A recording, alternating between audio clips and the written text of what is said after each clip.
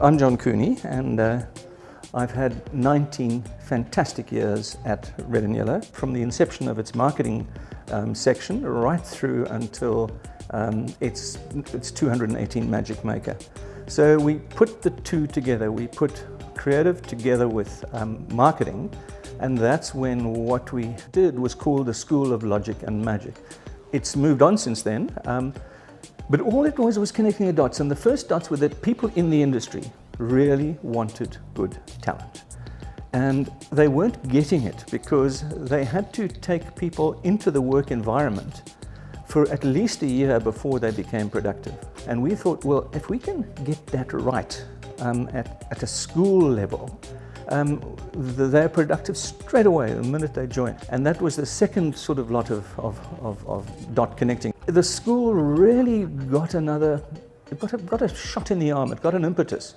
And as Brian Tripp says in a book about Ogilvy called Wallop, he said, bringing the two together gave the school another dimension. It really lifted it to a much higher level.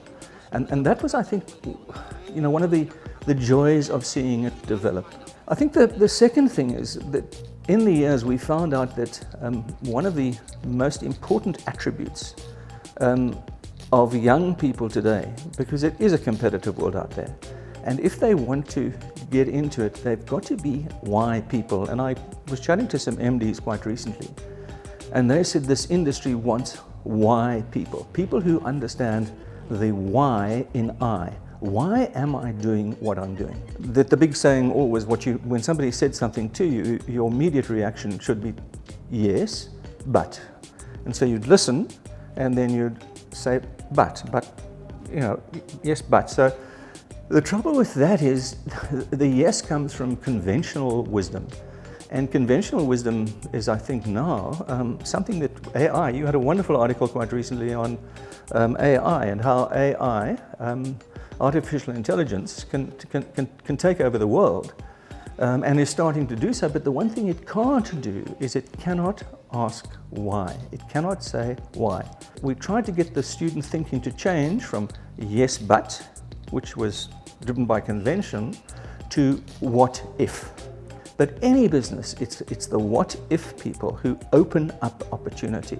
If Red and Yellow can keep that, and I'm sure it will, because I think the people who run Red and Yellow today are very much what if people. They're not why people. Red and Yellow alumni they're all over the world. They head up big institutions and they have important jobs.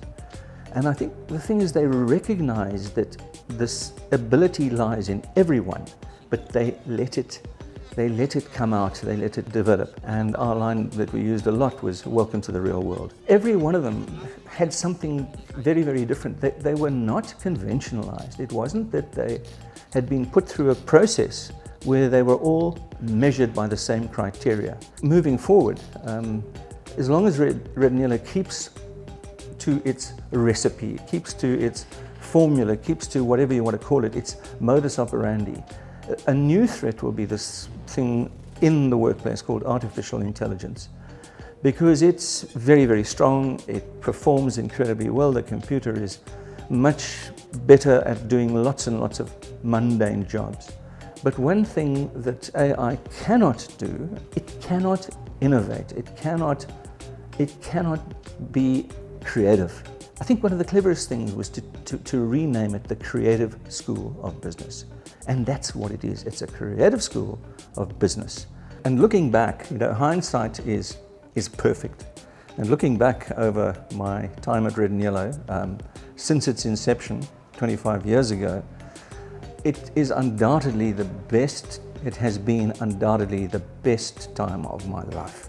I have absolutely loved it. Looking past was easy. Looking forward, it's a little bit more like crystal ball gazing. But I think the people who are in the school now really will totally keep it the great success that it has been, enhance it, and I wish them every single opportunity and best wishes.